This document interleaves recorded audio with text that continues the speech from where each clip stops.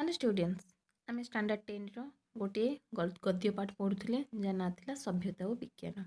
Okay आम पढ़ी सारी तो आगू को आम जो छाड़ी आम से आज कंटिन्यू करवा।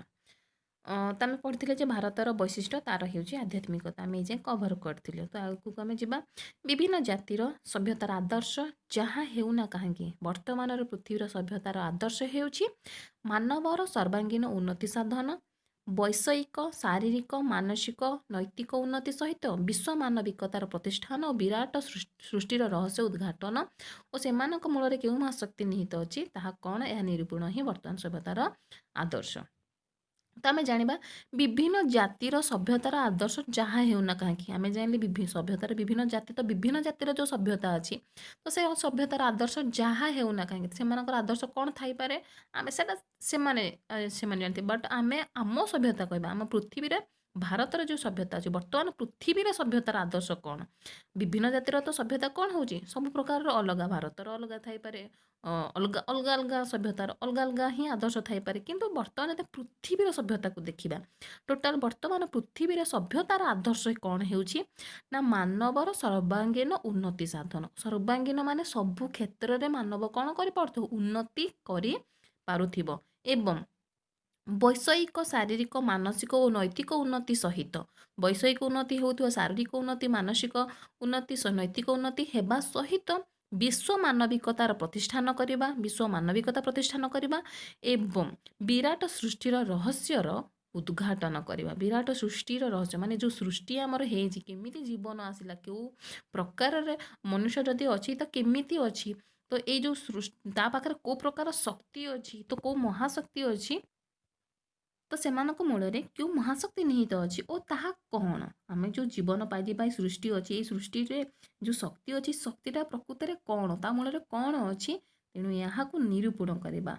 ओके तो यार निरूपण ही बर्तमान सभ्यतार आदर्श जो आम सृष्टि होती आम जो विश्व ब्रह्मांड सृष्टि होती सृष्टि कौ शक्ति अच्छी ये कौ शक्ति लगी आम चल प्रचल हो तेणु यार कौन यार कौन ये केमिति सृष्टि है यार निरूपण करवा ही वर्तमान सभ्यतार आदर्श। ओके तो विभिन्न काल में विभिन्न जाति यार अंशविशेष को सभ्यतार आदर्श धरी नेउथिले तो विभिन्न काल में विभिन्न जाति कौन हाँ आम एमती सृष्टि होइतिलु तो यार कौन निहाती भाव में विभिन्न प्रकार किसी अंश को लेकर से सभ्यतार आख्या दे दौले सभ्यतार आदर्श बोली धरी नेउथिले पुणी कौन जाति एमानक मध्य प्रायतः अधिकांश को निजर सभ्यता आदर्श अंगभूत करते कौन कौन जाति अच्छी से मध्य प्रायतः अधिकांश को निज सभ्यतार आदर्श यहाँ हूँ आम सभ्यतार आदर्श बोली भाविकी अंगभूत मानते कौन करते सभ्यतार से मिसई नौले किंतु सेमानकर साधन को से भिन्न पथ दे निरूपण करने को जाते तो से निहाती भाव में किसी किसी सभ्यता को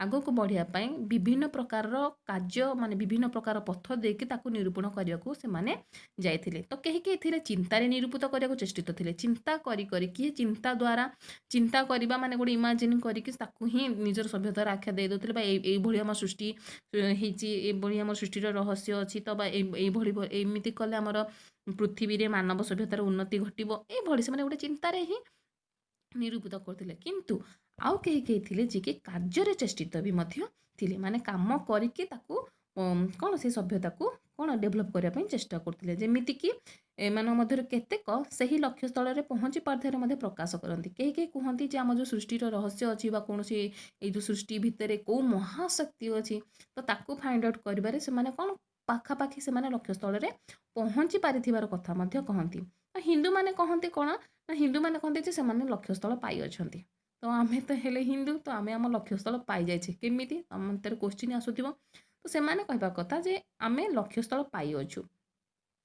तो से कहवा कथा जे से जो विभिन्न दर्शन शास्त्र निहित प्रणाली द्वारा विश्व विराट शक्ति कौन ताहा मानव निरूपण करें जो आम दर्शन शास्त्र अच्छी तो से दर्शन शास्त्र रे ही लिखा जाए जो विश्वर जो विराट शक्ति कौन प्रकृत में विश्व ब्रह्मांड के भाव में सृष्टि होती तर ताहार उत्तर कौटी अच्छे ना दर्शन शास्त्र रे ही अच्छी तो सही पथरे गले प्रथम जीवनर उद्देश्य हृदयंगम न हेले ही तुम जो से पथरे जीव प्रथम प्रथमे से जीवनर कौन उद्देश्य अच्छी सेटा तुम बुझीपार ना हृदयंगम न करिपार ना तो हृदयंगम न हेले ही लक्ष्य स्थल उपस्थित है समस्त स्पष्ट प्रतिभात हो जिते तुम लक्ष्य स्थल में पहुँची जीव से तुम बुझीपार जे तुमर जीवनर उद्देश्य कौन। ओके, तो ସେଥିପାଇଁ ସେମାନଙ୍କୁ କ'ଣ କରିବାକୁ ପଡ଼ୁଥିଲା, ଲକ୍ଷ୍ୟସ୍ଥଳରେ ପହଞ୍ଚିବା ପାଇଁ ସେମାନେ କ'ଣ କରୁଥିଲେ ନା ସାଧନ କରୁଥିଲେ। ଓକେ, ତ ସାଧନ ପାଇଁ ଶାରୀରିକ ମାନସିକ ଉନ୍ନତ ସର୍ବୋଦକରଣ। ଏହାର ସାଧନ ପାଇଁ କ'ଣ ଦରକାର, ଏହାର ସାଧନ ପାଇଁ ଶାରୀରିକ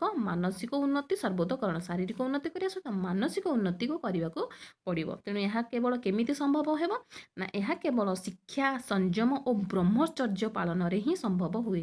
ଓକେ, ତ ଆମର ହିନ୍ଦୁ ସଭ୍ୟତା ନିଜର ଉନ୍ନତି ଯଦି ତାର ସଭ୍ୟତାର ପାଖରେ ପହଞ୍ଚିପାରିବ, ତା ଜୀବନର ଉଦ୍ଦେଶ୍ୟକୁ ଯଦି ବୁଝିପାରିବ, ସେଥିପାଇଁ ସେ କ'ଣ କରିପାରିବ ନା ପ୍ରଥମେ ଶିକ୍ଷା ଦରକାର, ତାପରେ ଆସିବ ସଂଯମ, ତାପରେ ଆସିବ ବ୍ରହ୍ମଚର୍ଯ୍ୟ। ଓକେ, ତ ବ୍ରହ୍ମଚର୍ଯ୍ୟ ପାଳନରେ ବି ମଧ୍ୟ ଏହା ସମ୍ଭବ ହେବ।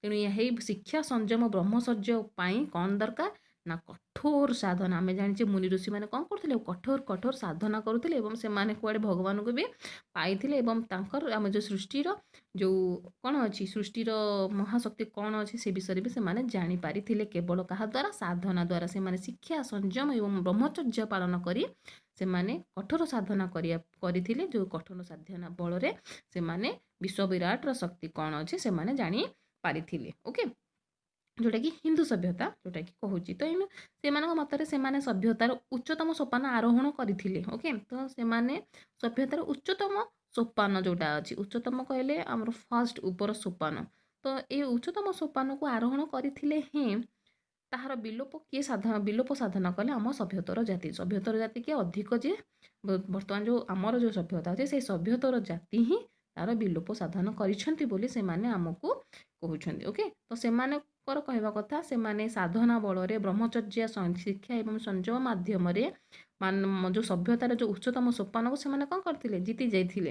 ସେମାନେ ପହଞ୍ଚି ଯାଇଥିଲେ ସେଇ ଉଚ୍ଚତମ ସୋପାନରେ, ସଭ୍ୟତାର ଉଚ୍ଚତମ ସୋପାନରେ ସେମାନେ ପହଞ୍ଚି ଯାଇଥିଲେ। କିନ୍ତୁ ତାର ଯେଉଁ ବିଲୋପଟା ସାଧନ ହେଇଛି, ତ ବିଲୋପ ସାଧନ କିଏ କରିଛି ନା ଆମର ଯେଉଁ ସଭ୍ୟତର ଜାତି ଅଛି ସେହି ଜାତି ହିଁ ତାକୁ ବିଲୋପ ସାଧନ କରିଛି। ତ ସେମାନେ କହିବା କଥା, ଯେତେ ଦିନ ପର୍ଯ୍ୟନ୍ତ ଭାରତୀୟ ସଭ୍ୟତା ଉପରେ ବାହାରୁ କେହି ହସ୍ତକ୍ଷେପ କରିପାରିନଥିଲେ ତାହା ସେ ପର୍ଯ୍ୟନ୍ତ ଅକ୍ଷୁଣ୍ଣ ଥିଲା। କେତେ ପର୍ଯ୍ୟନ୍ତ ନା ଯେତେ ପର୍ଯ୍ୟନ୍ତ ଭାରତୀୟ ସଭ୍ୟତା ଉପରେ କେହି ହସ୍ତକ୍ଷେପ କରିନଥିଲେ ସେତେ ପର୍ଯ୍ୟନ୍ତ ସେମାନେ କ'ଣ କରିଥିଲେ, ଉଚ୍ଚତମ ସୋପାନରେ ହିଁ ଥିଲେ। କିନ୍ତୁ ଯେତେବେଳେ ଅନ୍ୟ କିଏ ହସ୍ତକ୍ଷେପ କରିଛି, ତଦ୍ୱାରା କି ଆମର ସଭ୍ୟତର ଜାତି କ'ଣ ହେଇଛି, ଆମ ସଭ୍ୟତା ବା ଆମ ଜାତି ବିଲୋପ ସାଧନ ହେଇଛି।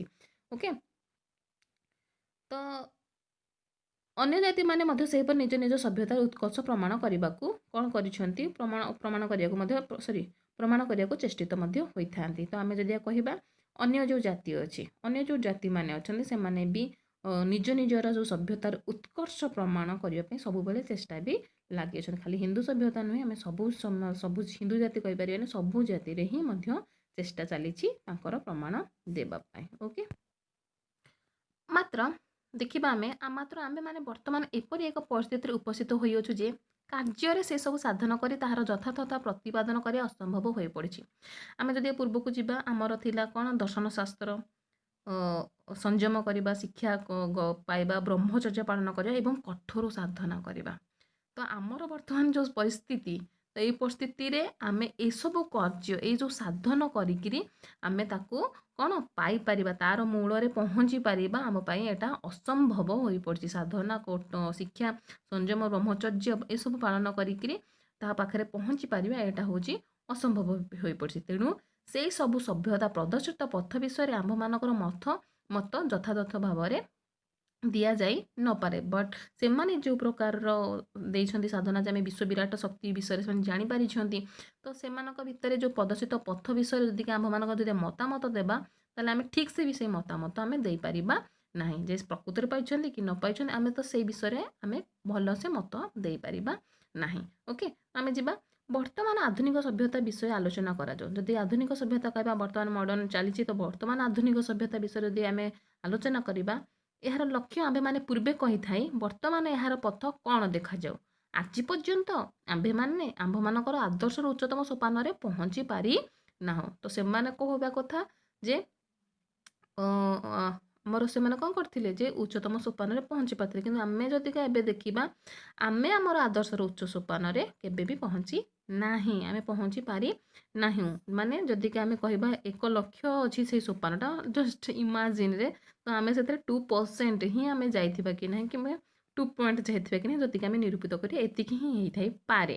ଓକେ, ହୋଇଥାଇପାରେ ଆଉ ଟିକେ ଅଧିକ ହୋଇଥାଇପାରେ ବଟ୍ ଏଠି ସେ ଦେଇଛି ସେ ପଥରେ ଆମେ କେତେ ବାଟ ଯେ ଆସିଛୁ ତାହା କିଛି ମାତ୍ର ନିରୂପିତ ହୋଇପାରେ ମାନେ କିଛି ମାତ୍ର ମାନେ କିଛି ହିଁ ଆମେ ସେଇ ବାଟରେ ପହଞ୍ଚି ପାରିଛେ ନାହିଁ ଯେ ଆମେ ତାକୁ ସେଇ ଉଚ୍ଚତମ ସୋପାନ ପାଖରେ ପହଞ୍ଚି ପାରିଛେ ସେଇ ଉଚ୍ଚତମ ସୋପାନର ପାଖାପାଖି ଆମେ କ'ଣ କିଛି ମାତ୍ର ହିଁ ଆମେ ଆସିଛେ। ଅନ୍ୟାନ୍ୟ ସଭ୍ୟତାମାନଙ୍କ ପରି ଏହାର ଲକ୍ଷ୍ୟସ୍ଥଳରେ ଉପସ୍ଥିତ ହେବାକୁ ବହୁ ସମୟ ଦରକାର ବୋଲି ଅନୁମାନ କରାଯାଉଛି। ଯଦି ଅନ୍ୟ ଯେଉଁ ସଭ୍ୟତାମାନଙ୍କ ପରି ଯଦି କହିବା ତ ଅନ୍ୟ ସଭ୍ୟତାରେ ମଧ୍ୟ ତାଙ୍କ ଲକ୍ଷ୍ୟସ୍ଥଳରେ ପହଞ୍ଚିବା ପାଇଁ ସେମାନଙ୍କୁ ବହୁତ ସମୟ ଲାଗିବ। ସେଭଳି ଆମ ସଭ୍ୟତାକୁ ମଧ୍ୟ ସେଇ ଲକ୍ଷ୍ୟସ୍ଥଳରେ ପହଞ୍ଚିବାକୁ ବହୁତ ସମୟ ଦରକାର। ଏହାର ଶେଷ ଫଳ କ'ଣ ହେବ ତାହା ଭବିଷ୍ୟତ ଗର୍ଭରେ ନିହିତ। ତାହାର ଶେଷ ଫଳ କ'ଣ ହେବ ସେଟା କେବଳ ହିଁ ଭବିଷ୍ୟତ ହିଁ କହିବ ଯେଉଁଟାକି ଆମେ ଫ୍ୟୁଚରରେ ହିଁ ଅଛି। ତ ବର୍ତ୍ତମାନ କେବଳ ପରୀକ୍ଷଣ ହିଁ ଚାଲିଛି। ଆମେ ଜାଣିଛେ ସବୁ ପ୍ରକାର ପରୀକ୍ଷଣ ଚାଲିଛି ହିଁ ଚାଲିଛି।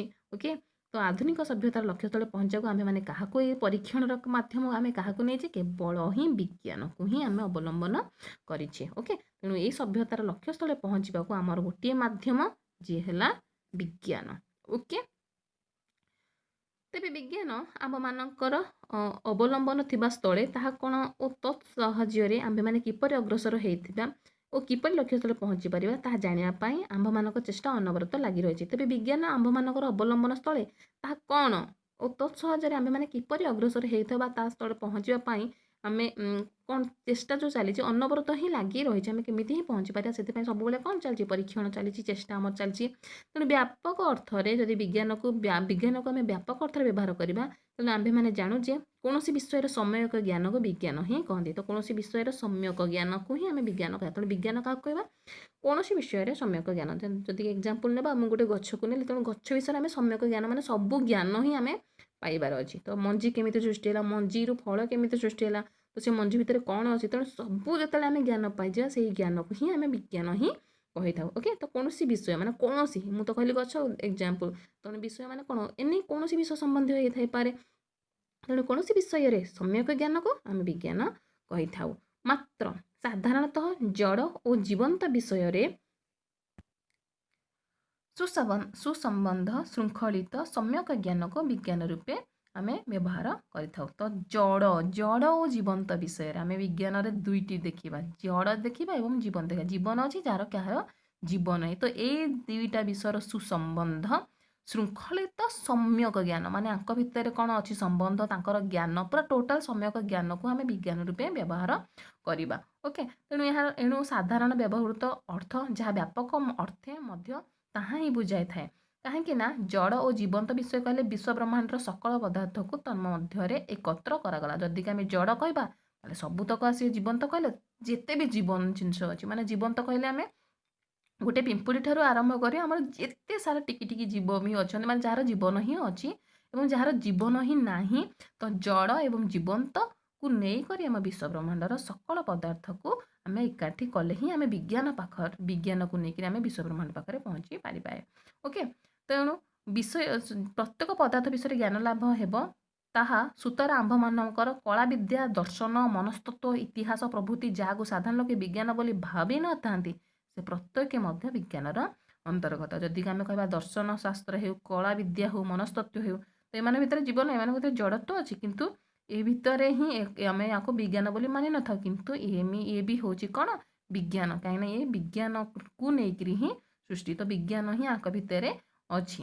ଓକେ, ଆମେ ଆଗକୁ ନେକ୍ସଟ କ୍ଲାସ୍ରେ କଣ୍ଟିନ୍ୟू କରିବା। ଆଇ ହୋପ୍ କି ତୁମେ ଭଲସେ ବୁଝିଥିବ। ଏନି ଡାଉଟ୍ ତୁମେ ନିହାତି ଭାବରେ ମୋତେ ମେସେଜ୍ କରିପାରିବ।